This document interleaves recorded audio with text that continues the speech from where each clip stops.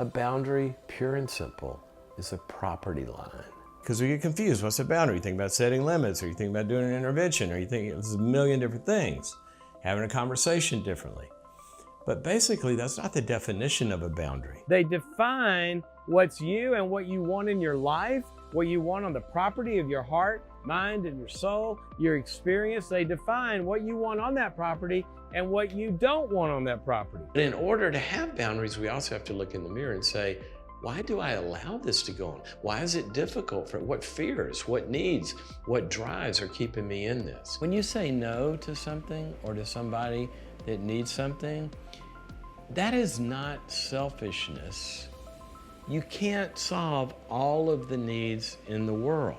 So basically, why do we say no? Remember this, you say no to preserve life. Hey everybody, thank you for joining us again today for the Dr. Cloud Show. My name is Jessica, I work on Dr. Cloud's team, and today I'm going to be bringing you some of our favorite highlights from the Dr. Cloud Show. Since Henry is still on the road and isn't able to take live callers, we wanted to put together another best of episode, except this time we're going to be focusing on narcissists. Wait, that didn't sound right, did it? Let's start that again. We're going to be talking about the issues with narcissists in different parts of our lives. There we go. That sounded so much better.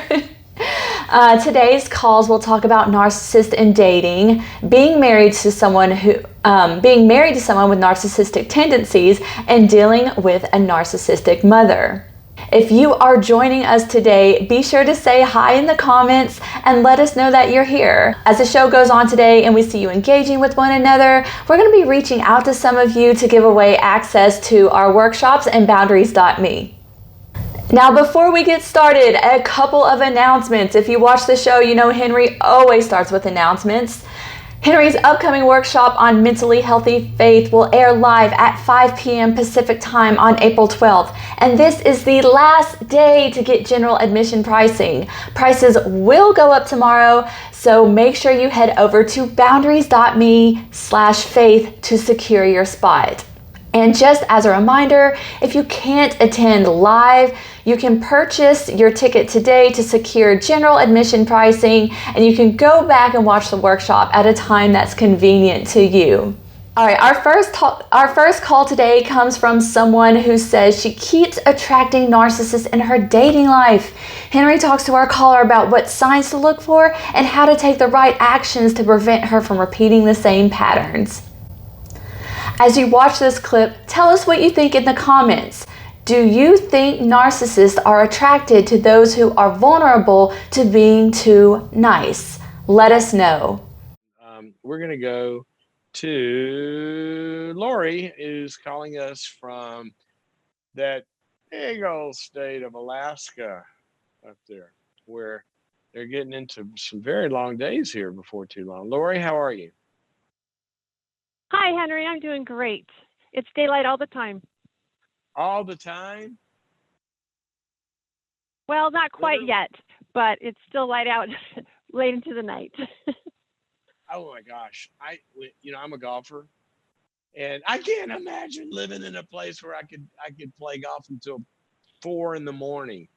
Talk about heaven. It's wonderful. It's amazing.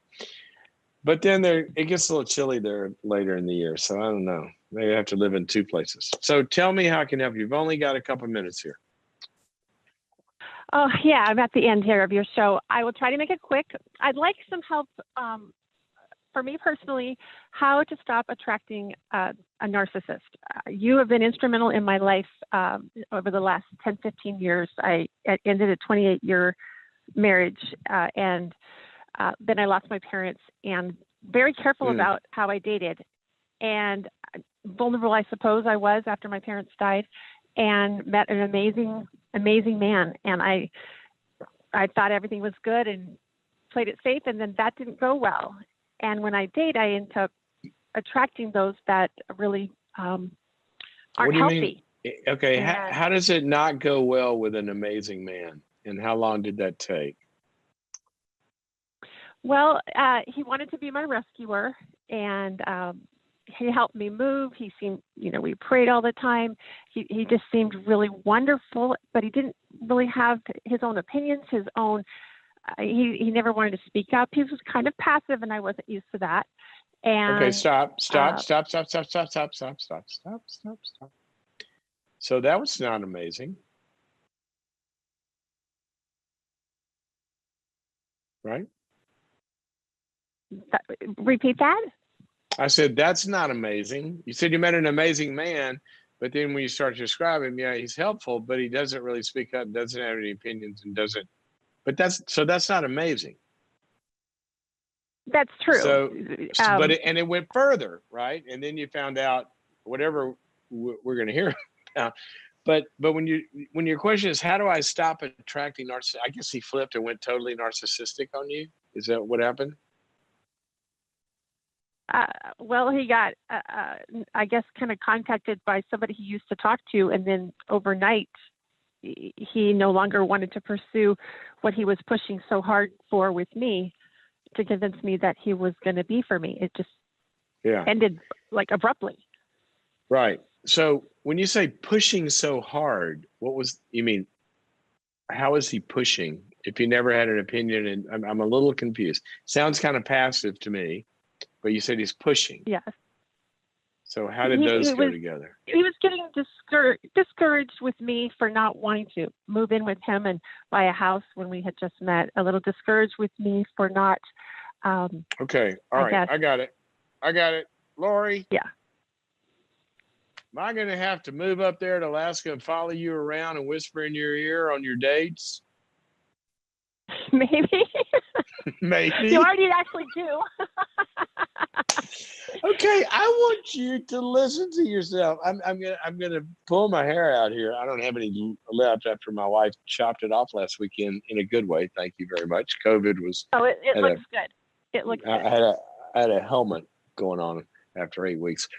Look, I want you, if you're going to protect yourself, you called and said, how can I stop attracting narcissists? All right. So I don't know. We're going to attract all sorts of people, right? You can't really stop that part.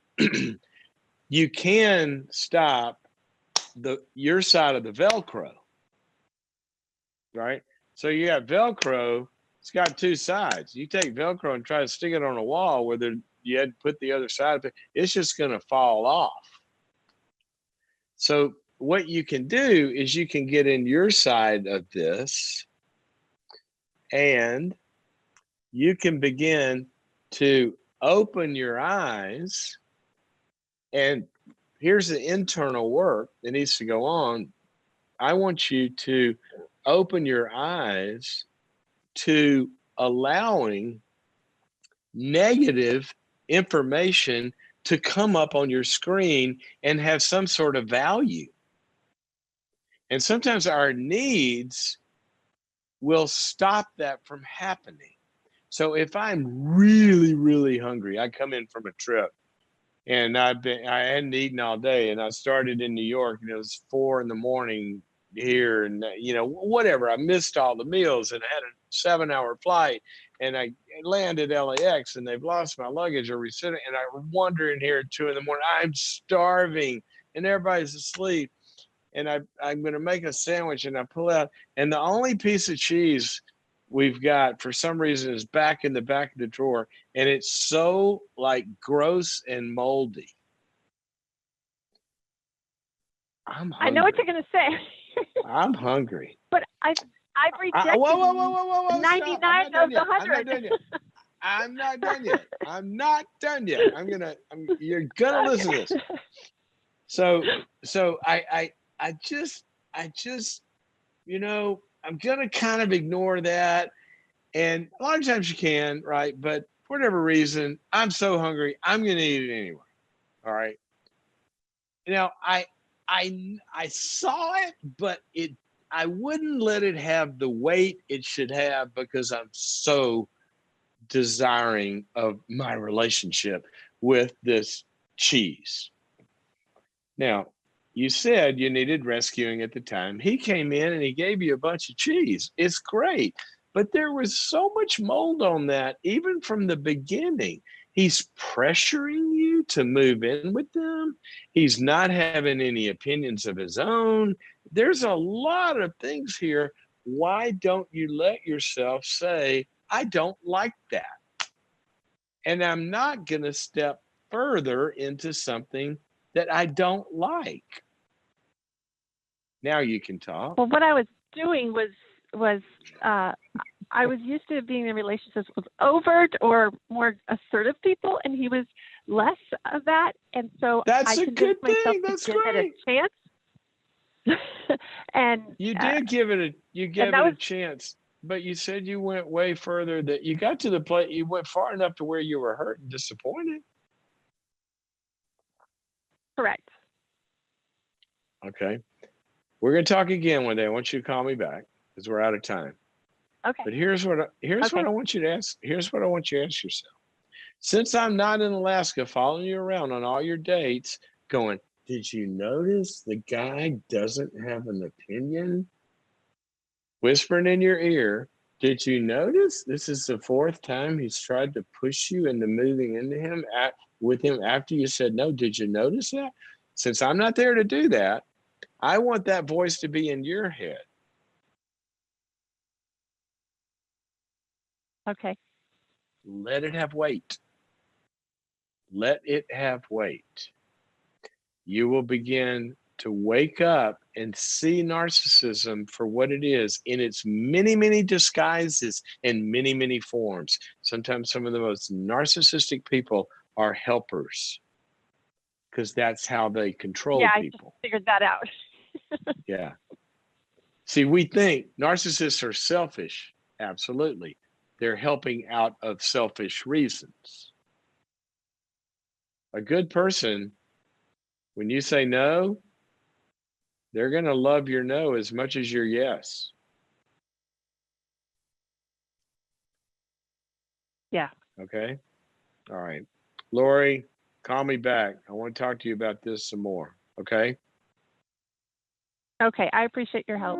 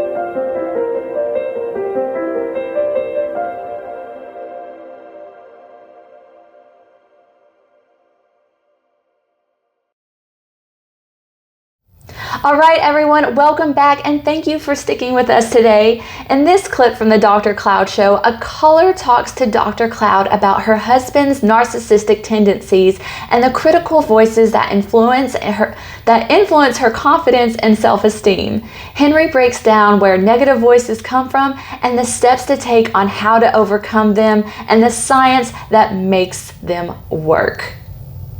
While you're watching this clip, tell us, have you ever struggled with negative or critical voices from others? And if so, where did you struggle in trying to overcome them? My big question for you, sir, is how do it's kind of like the opening statement of what you were talking about. And I thought, I'm going to reword my question about, not that I have, quote, been told that my husband is a narcissist, but that he does have narcissistic tendencies.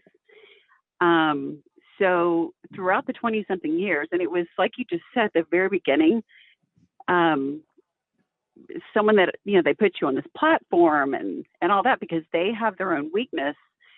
And that's what happened at the very beginning. And then all of a sudden, all this came out, and over 20-something years, it's been where I don't feel like I have a voice, and I'm trying to get that back.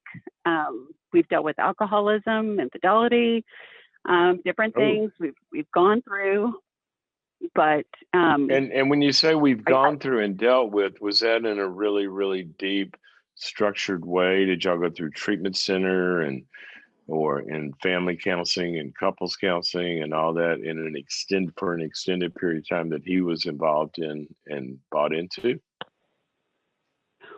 Well, let's see how to kind of put this in a nutshell. Is we've gone through counseling for quite a long time before this ever was discovered. And somehow he always seems to charm the people. But I finally found one that he didn't charm the person. There you go. Okay, stop. Stop. If I can say one Yes. thing, did you guys hear what she just said? That she finally found a counselor that he couldn't charm. Okay. Now, I'm jumping way ahead here or sideways or something, but this is why I tell people all the time, when you've got an addict or you've got some sort of characterological problems that you're dealing with, make sure the counselor that you're going to is somebody that's dealt with gazillions of those and spots it in the first 5 minutes, or they'll go right down the path as well. Okay. Thank you for saying that. Absolutely. And so I was getting feedback from him that, well, every time we get to a certain point, you want to stop going to that counselor. And he said, I think it's just because when they get to you. And I'm like, no, because I'm feeling like they're already like sucked into your, great talent of being charming. I finally that should be hold on. That should be something that's said in the session. See, that's in the session where you turn to the counselor and say, look, I feel like you're getting sucked in by him right now.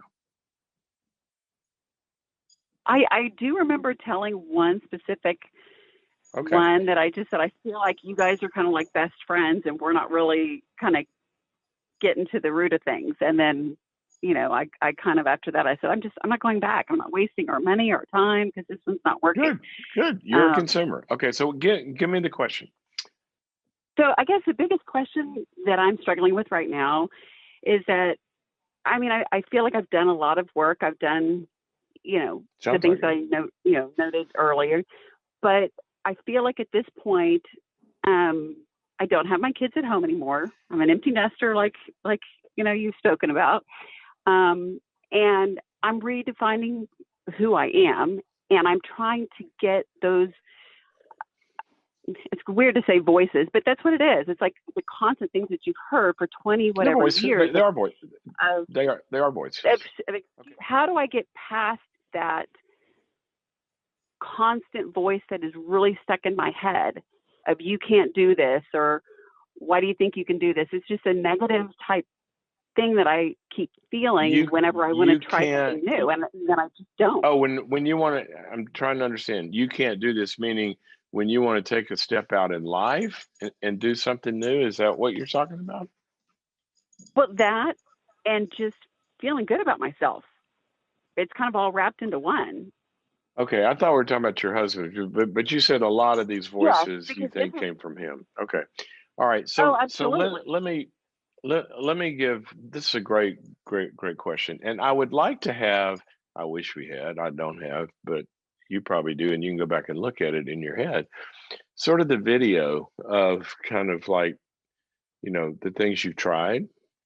Okay, because a lot of times, there are there are a lot of attempts, and there's components missing sometimes, or sometimes you're in such a storm that if you want to remodel a house, it's hard to do it when you're in a blizzard, right? And if you're dealing with all this Absolutely. chaos, you have been in a blizzard. I mean, if you're dealing with Yes. infidelity Yes, sir. and alcoholism, I mean, that's Mhm. like you're trying to protect yourself from an onslaught. It's hard to do. It's hard to do a lot of remodeling other than the remodeling that takes place to set the limits against that stuff and interact with it better. Okay. So Right. that could be when you say, I've done this or this or this, it could be that could be part of it. But sometimes there may be some missing pieces. So let me tell you kind of the easy way. The easy way, nothing's easy. It's worth anything. But the non 5 years of graduate school and more way of understanding this. Yes, sir. There's 2 or 3 things to remember in terms of voices in our heads. Where do we get them? All right. There's 2 places we get them. One of the places we get them is we get them from inside of ourselves, because every human, okay, and this is what extreme humanistic psychology is wrong about. And I don't mean that from a faith perspective. I mean it from a scientific perspective. There are different schools of thought in the psychology world. Some of them are extremely humanistic, meaning every single human is born 100% like a blank slate with nothing there. And if anything negative comes along, they got it from the outside. Okay. Mhm. Well, no, not so much. If that were true, no kid would ever need to be disciplined, right? Or have limits or anything like that. Or you'd never, we inside, okay, every human, and this is where other schools of thought, like if you look at the way that narcissism is looked at, some people think, oh, the poor narcissist just didn't have enough nurturance. And other people think, no, they didn't have enough limits on their arrogance and their self-centeredness and enough, because that was there too. So we come into the world and we have the potential, okay, for this judgment inside of us. And many times that judgment in a loving person, that judgment, that envy, that kind of anger that is part of the broken human condition, that gets turned against the self. Okay. So sometimes we just have a tendency to punish ourselves because every human has a sense of justice inside of them. Okay. And like critiques, that's what justice does. We're born with that. But sometimes it is off and it turns against ourselves. Okay. And in addition to that, kids get bad voices put on them. They don't get loving discipline, they get angry discipline, or they get unrealistic expectations and all that. So I'm saying all this to talk about the path. I said this to try and make this quick. It's hard to make it quick. But the first thing is that we're walking around with these voices, and sometimes it's hard to tell which ones come from me and which ones came from the outside. But at some point, it doesn't matter because they live inside of me. Okay. Now, here's the thing. Here's what we know neurologically from research, that it takes about 5 to 7 positive messages to overcome one negative one. That's how strong this stuff is. That's how powerful it is. I'm aware of that. Yes, sir. Right? I'm very Somebody well goes to if somebody goes to a job review, a performance review, and the boss says, "Oh, this is great. Now, this one area I'm not happy with over here." What does the person go and obsess about all night? It's the one negative thing they hear, right? A lot of times. Right. Okay, so I'm saying all this to say this. How did those voices get in there? Well, some of them come from us, but most of them, the power of them came from experiences in relationships. All right. Yes. One of my favorite studies, they tested math students in a race with high IQs on computer screens, subliminal messages, looking at their brain scans. And when the ones with a critical father, when his name came up on the screen that they didn't even know they had seen it, their brain performance went down. The ones that had a positive father, when his name was put up on the screen, their brains performed higher. Okay. Mm-hmm. So how does this apply to you? You have got to get in a place, and there's a lot of things wrong with this term, but it's right in a lot of ways. Get in a place where you are reparented with different voices. So that's where, when people go to, for example, they go to a boundaries group, or boundaries.me, they get in a forum or whatever, and they start to, they're processing the stuff, and that group comes around you and says no to that critical voice. No, you are doing the right thing here. You are loved. We care about that, over and over and over and over and over and over. That starts to get wired in a deeper way than the negative one, and insight into the negative one to know, wait a minute, that's not me, that's not God, that's not reality, that's whoever's voice. And you learn to shut that one down. You learn to go with this one. All right. But then that doesn't do it. It's not enough. Right. No, I know. What's next? I was going to add to that, because I when I was going through the counseling thing, I was like, you know what? I think I got it. Like, this is great. And then the longer that I was away from it, it went back. Like, yes, I kind of started. Right. Like, nope, you're right. And it's not only the exactly, but it's not only the longer you were away from it, it's that it didn't come with you in an active, ongoing process. Because what I was just about to say, and I'm gonna have to stop after this, is it's like when people come up to me and say, I would go try stuff and do stuff, but I don't have the self-confidence. How can I get more self-confidence? And I say, you're not going to like the answer, but here's how you get the more self-confidence. You go out there and you do this stuff. And then you learn you can do this. Wait a minute, the voices weren't right. Why? Because I'm telling them they're right? No, because I just did what they said I can't do.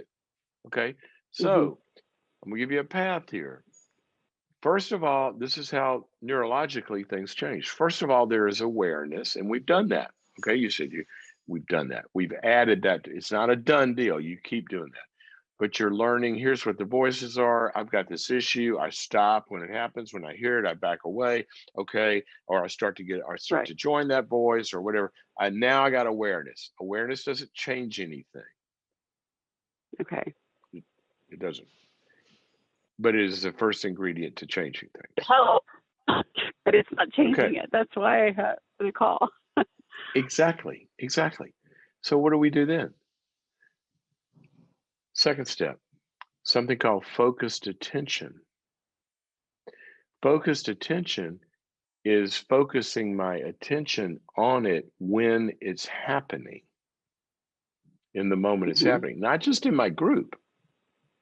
But I got to find some way to draw attention to it. Wait a minute, now my husband or my boss or my wife or they're kind of like, okay, right in that moment, oh, this is when I'm doing, I see what I'm doing now that I learned. Now I'm starting to shrink back. I'm not giving my voice. I'm not whatever. Focused attention, number 2. And the third one is, and this is the key one. Okay, I'm ready. You ready for this?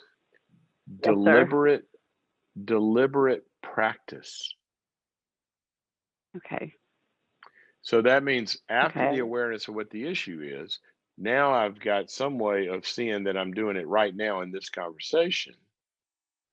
Mm-hmm. And then I'm going to stop what I was saying and say, you know what? I just changed my mind. I don't want to do that. I don't want to have this conversation. Or I don't want to go on the trip until you agree to blah blah blah. And you deliberately practice the new skill that says I can do this. Okay. And then the fourth thing is you have relational support all the way through. And right after you have that conversation where you stood up for the first time in the tiniest little way, you run and you call everybody in your group and say, okay, I'm feeling bad. The guilt is coming in. I stood up, I said it back, and the whole process starts over again. All right. So that's a path. But what I want you to see is, and I really wish I could talk longer, but I got a bunch of people waiting here. But I want you to see this path as something that you don't have an end date to. Whenever I hear people say, well, I tried this or tried that or went through that, this is going to be a path, not in a blizzard, okay, of just dealing with him, but your own path where you're saying, I am going to change these things. And you get this path and you get somebody in a group to help you do it. And it works. It just works. So I want you to look at it in a way that those ingredients are all there. And part of what I skipped over in the beginning, some of this old stuff, some of that's got to be processed as well. Sometimes as Christians, we feel ashamed, guilty, unforgiven, or not good enough to experience God's love. The weight of our burdens from the past keep us feeling stuck. We condemn ourselves with negative self-talk and go into spirals of all or nothing thinking. It destroys our self-esteem and keeps us further from a relationship with God. When Christians struggle with their faith, not only do they feel separated from God, but clinical symptoms begin to consume their life. Rather than seek help, they blame themselves, convinced that their badness is a result of unresolved sin. What steps need to be taken to break the chains that keep us tied to our fall from grace? Dr. Henry Cloud is hosting a 2-hour workshop called Mentally Healthy Faith. You'll learn about the parallels between your mental health and spiritual life, recognize spiritual abuse and toxic traits in others, and better connect with Christ's love. You weren't created to carry the burden of shame for your entire life. You are worthy of forgiveness and the grace of God. So join Henry on April 12th at 5 p.m. Pacific Time by going to www.boundaries.me/faith. Well, hey everybody, thank you again for joining us. It's been great having you here. In our last call today, a concerned daughter calls about her narcissistic mother after her brother has an overdose. The caller is stuck between honoring versus obeying her mother while trying to build a relationship with her brother. Dr. Cloud explains how you can set boundaries with mom's narcissism, honor her, and explains the difference between love and responsibility. Check this out.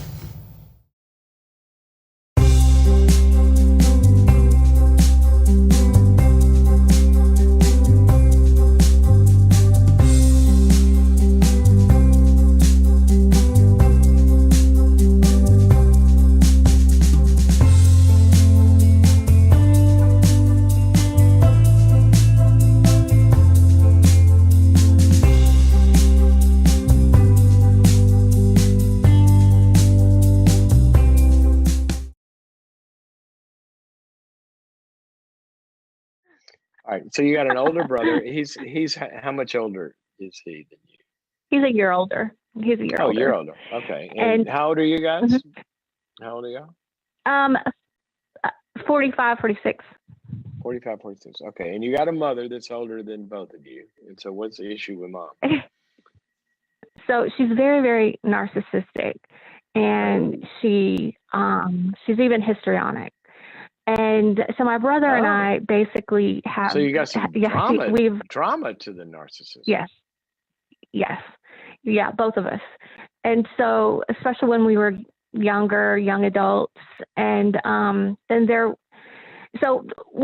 brother and I have spent basically a lifetime having nothing to do with each other because of my mom. And she tends to isolate and make him he's the bad guy. I'm the bad guy to everybody else. So we've just moved back home, and my husband and I and family, and my brother and I are actually speaking. We've had to kind of help out our parents with health issues Now, and things. And so we started talking. Let me ask you a question. Your brother and you are now speaking. Were you guys just kind of going on your own paths and distant, or did you have issues with each other? Had you hurt each other and you were estranged? It was just, kid stuff when we were kids. But my mom would exacerbate that. She would exacerbate that with both of us. And so kind when I would come home to visit each other. Right. Yes, that's what she's done. And so as we're talking now, I'm seeing how hurt he's actually been by the things my mom has done. So I've been trying to kind of be there and help him get through some of the issues. And so the thing is with my mom, my brother OD'd recently. And a lot of this has to do with the hurt that he's suffered. Yes, that he suffered from my mom. And so in seeing her indifference and lack of empathy towards what happened. Indifference to his overdose? Yes. She thinks he's doing it for attention. And so, that's exactly what it is. And so I've been trying to be there for him and overcome. And as I'm doing that, we're seeing what's happened through the years, what she's done. Puzzle pieces are fitting together.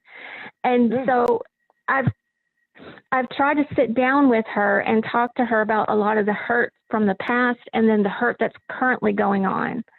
And it's the same behavior from the past that's resurfaced, or it's always been there, but since I've been away, I haven't had to deal with it on a daily basis. And so in trying to talk with her, she doesn't want to hear it. She's incomplete. Why do you have to deal with it daily? Because my dad recently died, and I've had to basically just take over a lot of responsibilities over this past year that have been, it's been really challenging because we're in transition ourselves, and it's just been overwhelming. And is she an invalid? Is she disabled in some way? Well, there are a lot of circumstances. She was in the hospital when my dad was in the hospital for seizures, and she was in a really bad accident just a few weeks later, and she was recovering. I was trying to manage. So there's legitimate stuff that you're having to do to kind of help keep her. Right. Okay. So I think I got the picture. Give me a question. Okay, so we've had this falling out since my brother had this incident, because I tried to explain to her what the problem was and what her past behavior and her current behavior. She doesn't want to hear it. Listening. And so she just basically just runs away from it. But then she goes to other people and plays the victim. And who does she go to that matters? Who does she go to that matters? Well, really nobody, but it's that she's put it on social media. She'll say, I've had to cut her off from social media. Great. Look, you are loving your brother here. God bless you for that. Right. And you guys are, you're building something in adulthood. Remember I talked about earlier that is life producing. Okay. Mm-hmm. You have invited her to the party. And you can continue to invite her if you want. But you have got to understand that what matters here is being on the side of life and going forward. And you're going to love your brother, and he's going to love you, and you guys' families are going to have something together, and aunts and uncles and cousins or whatever it's and you're going to be part of his healing, and you're going to learn a lot from not only helping him when you're in all of that. And let your mother go spew her stuff all over town if she wants, because people will recognize that. But you protect the life from that. And you could invite her and say, Mom, we had a difficult conversation. If you ever want to talk about those stuff again, I'll be happy to. But I'm not gonna ignore it. We do have to resolve it, but just don't let her ruin the next 30 something years. Mm-hmm. Right. Yeah, it's just, I think it's a religious thing where I feel like I have a responsibility to make peace. Even Show me though that. she continues to hurt. Show me Yeah. that. Show me that. Honor your parents. Okay, honor your parents. I'm going to honor you, Mom, by inviting you into counseling with us so we can have a good relationship going forward. If you don't want to do that, then, call me when you do. But I'm going to honor you by inviting you to have a good relationship with us. It's very honoring. Mm-hmm. Right. It doesn't say obey your parents, except in one instance. In the book of Ephesians, it says children obey your parents, not adults. Right. And I've done that. I told her we need to sit down in therapy, and I told her that I'm going to have to maintain my distance until she decides to do that. All of that. Right. But don't let her continue to ruin your life. Right. Did I miss a question? Yeah. Did I answer it? Yeah, you did. It was good because, it is a thing where I feel like with my brother that through these things there's some healing going on there. Yeah. Look, I don't want to feel guilty for keeping boundaries with my mom. Great. I don't want to feel guilty. Great. Go on Facebook. Go on Facebook and say, I don't want to feel guilty. And I want everybody to come tell you what they've had to do. Look at you. You are serving her. You're taking care of all of her medical and, business and all this kind of stuff. That's very, very honoring. That doesn't mean you have to put up with crap. Knives being stuck in you.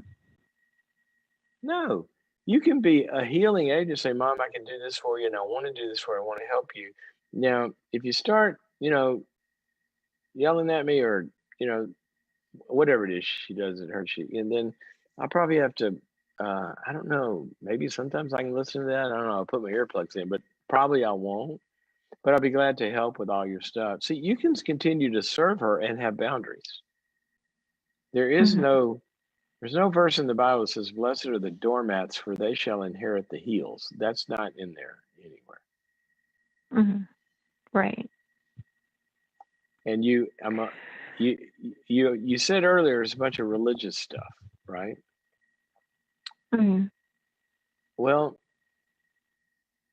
let's take the religious stuff and put it over here, and let's go to actually what the Bible says, what Jesus said. He said, when they came to him and said, hey, your mother and your brother and your sisters, now they're over there, and he said, who are my mother and brother and sisters? Who is my family? Those who do what God wants. People that are pursuing life. He said, his spiritual family. Certainly you're going to be loyal to your biological family. But picking people that are on this path with you and protecting that path is not a bad thing. That's a good thing. So don't let the religious stuff come get you. Read what the book actually says. Another place he said, people, when they follow him, he said, I've come to turn families against one another, a mother against her daughter, his father, and he named all these relationships that are gonna have problems because some people are gonna want to go to the light and some people are gonna want to stay in the darkness. He actually said that. Right. Now, I'm not telling you to not help your mom. Continue to help. I'm telling you to protect what you and your brother have going here in healing. Right. Yeah. Okay. Okay. I haven't. Did I really answer the right question? Yeah. You helped. It did, because it just sort of confirmed how I was already feeling, because you can sometimes doubt the path that you're taking. And so I know that I'm doing the right thing here. I know that, even though she's making it seem like we're both against her, it's not that we're not against her. We're just trying to say, hey, look, these behaviors are hurtful and harmful. Can you please stop? And she refuses. I understand. And you know what? All you can do is continue to lovingly tell the truth. And Right. some people will continue to attack you. But you are doing the right thing. I'm going to give you one more little tip, and then I got to let you go. Is this. You said, you're doing the right thing, but sometimes it's hard, and these other messages. I want you to get around some kind of support group with some people that understand this, like a boundaries group in a church, or a codependency group, or an Al-Anon group, or a therapy group. Because when you get in a group and you start telling people some of the hurtful stuff that's going on, they will help you, and they will support you, and they will combat those voices inside your head. So I hope you find that as well. Right. For you and your brother. Yeah. Okay? Yeah. Okay. All righty. Thank you for your call. How many people, oh my gosh, can identify with everything Tammy was talking about? If you are a loving and responsible person, sorry, you got a hard path. Because here's what happens to loving and responsible people like Tammy. She cares, and she's responsible. She'll even take over all of this stuff in loving her mom through this. But sometimes if you're loving and responsible, then people who aren't so loving or aren't so responsible can literally play that and take you to the cleaners. And that's why loving, responsible people have to have good boundaries. Because, excuse me, something got me. We have some wind blowing dust up around here. I don't think I have COVID. What was I? Oh, loving and responsible people. That's why you have to have boundaries. Because if you're loving and you're not very responsible, who cares? Nobody's going to come to you for help, right? You can't. If you're not responsible, I don't want you helping me. You don't want somebody helping you that's not responsible. But they're loving. Well, great. If somebody's overly responsible, but they're not loving, then they'll just do what, take care of their mother and say, shut up, I don't want to talk to you. And they'll be unloving in it. But the loving and responsible people, they actually have a conflict. They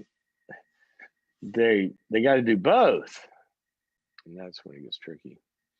So, sorry, but good. It's good that you are one. I'm just sorry it's going to be hard at times. But hey, that's why everybody's here to help. Well, hey everyone, I just wanted to thank you again for being here with us in this presentation of the Dr. Cloud Show. Henry will be back soon because I know he misses being with you all, and he certainly appreciates your patience as he gets through a really busy season right now. And here's just one more friendly reminder that coming up, our workshop on mentally healthy faith will air at 5 p.m. Pacific time on April 12th. Today is the last day to get general admission pricing before prices go up tomorrow. Thanks again for tuning in with us. We'll see you all next time.